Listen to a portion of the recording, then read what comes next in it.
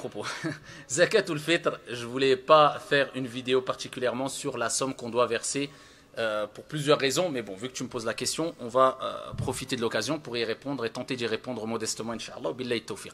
Concernant zakat ou fitr, alors j'ai fait une vidéo sur comment verser zakat al-fitr en expliquant la divergence des savants, est-ce qu'on la sort en nourriture ou on la sort en argent. C'est une divergence respectable, les preuves sont à respecter des deux côtés. Ceux qui considèrent qu'on doit la sortir, on peut la sortir en argent, c'est un avis respectable, c'est l'avis d'Abu Hanifa, l'avis d'Al-Bukhari, l'avis d'Ibn Taymiyyah, etc.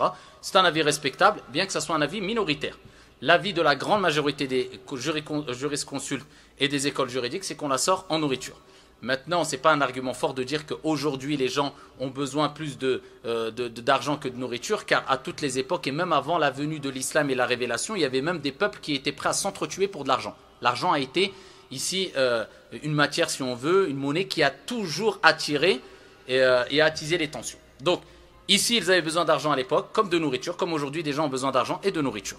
Donc, à la kulli hal, c'est deux avis qui ne doivent pas être dénigrés. Comme ceux qui ont pris l'avis de l'argent, eh bien, ne doivent pas dénigrer en traitant d'arriérés.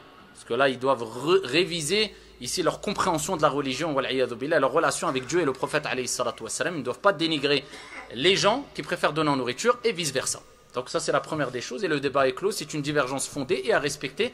Et on passe à autre chose. Maintenant, ceux qui décident de sortir en argent, eh bien, quelle quantité? Alors, maintenant, des gens disent, oui, des approximatifs, on va de manière approximative, on va dire, c'est telle somme d'argent ou c'est... Non, on doit se référer à des mesures exactes. Parce qu'il y a un proverbe qui dit, celui qui donne plus, un jour donnera moins. Alors que là, il a été stipulé des mesures exactes. Entre autres, la référence, c'est un sa' dans le hadith et les hadiths du prophète sallallahu alayhi wa sallam. Le prophète a parlé d'un sa' de nourriture, d'orge, etc. Donc, quand on parle de sa', c'est quoi?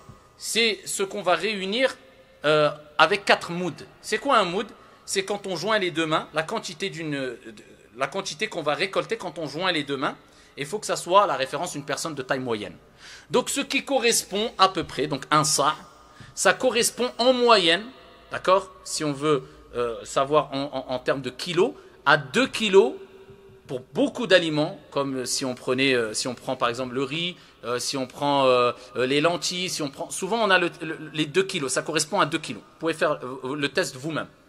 Et ça va jusqu'à 2,5 kg. Donc on va exagérer, on va dire une moyenne de 2,5 kg. Allez, on va prendre 2,5 kg. Là on est sûr, on est dans une moyenne, même au-dessus de la moyenne, 2,5 kg. Maintenant, si on prend 2,5 kg, et on prend les aliments cités, ou les familles, ou les catégories, parce que chez les Malikites, il y a 9 catégories d'aliments et on n'a pas le droit de sortir des 9 catégories. D'autres écoles ont élargi. On dit c'est les aliments qui sont consommés dans le pays dans lequel on vit. Mais si on reste dans les 9 catégories et on prend les aliments qui sont connus et consommés dans le pays dans lequel on vit, par exemple en France, on se réfère facilement au riz, on se réfère facilement aux pâtes. D'accord? Si on prend le riz et les pâtes, ça c'est 2 aliments, peu importe, riche ou pauvre, on en consomme. Vrai ou pas? C'est des aliments qui sont concernés par les catégories et des aliments qui peuvent être donnés sans aucun doute pour zakat ou fitr. D'accord? Même si moi aujourd'hui je vis en France, je mange souvent du riz et je mange souvent des pâtes. On est tous d'accord ou pas? Ok. C'est pas que les gens en Éthiopie ou je ne sais où qui mangent du riz et des pâtes. Donc si on prend ces aliments-là, ça tourne autour de 2 kilos à peu près. Vous faites le test, 2 kilos. J'exagère, 2,5 kg. Ok? 2,5 kg. Le prix moyen... D'accord, on regarde, en 2019, le prix officiel moyen du riz en France, il est de 1,60 €. De même pour les pâtes, approximativement 1,60 €. Si on prend 1,60 € et on le multiplie par 2,5 kg, ça nous donne combien? Ça nous donne même pas 5 €. Ça nous donne à peu près 4,80 €. Et il en va de même pour beaucoup d'autres produits. Après, bien sûr, certes, si on prend d'autres aliments, bien sûr qu'on va monter à 7 € ou à 6 €. Mais si on prend un minimum pour zakat al-fitr, on est large avec les 5 €. Maintenant, on nous dit qu'il y a 7 €. Bien sûr que celui qui donne 7 €, il n'y a aucun problème, sa zakat al-fitr, c'est sûr et certain, il est au-dessus du minimum, elle est sortie. Celui qui veut donner 5 €, sa zakat al-fitr, elle est sortie. Donc, moi, je suis plus convaincu que 5 € ça doit être la référence. Dans les mosquées maintenant, vous vous référez aux mosquées. S'ils ont inscrit 5 €, donnez 5. S'ils ont mis 7 €, donnez 7. S'ils ont mis 5 ou 7 €, donnez 5 € ou 7 €. Mais moi, personnellement, je suis plus convaincu pour les 5 euros. Maintenant, de dire, aujourd'hui, il est préférable de donner plus, il ne faut pas mélanger les choses. Zakatul fitr, c'est zakatul fitr. Zakatul mal, c'est zakatul mal. Et as-sadaqa, c'est as-sadaqa, je parle sadaqa dans son terme, sa terminologie générale. C'est des aumônes. Si tu veux aider les pauvres, va donner 1 million d'euros. Mais ça, c'est une aumône surérogatoire. Mais il y a un cadre pour zakatul fitr. Et ce cadre-là permet même aux pauvres de donner zakatul fitr. Si on dépasse ce cadre-là, on va se retrouver dans une situation où on voudra faire le bien, on n'aura pas vraiment fait le bien parce que ça sera tellement élevé que même le pauvre ne pourra plus donner zakatul fitr. Et vous savez que les jurisconsultes disent que celui qui a de quoi subvenir à ses besoins juste une journée, juste dans la journée, c'est qu'il va manger à midi et le soir, et il a un petit surplus, il est concerné par zakatul fitr.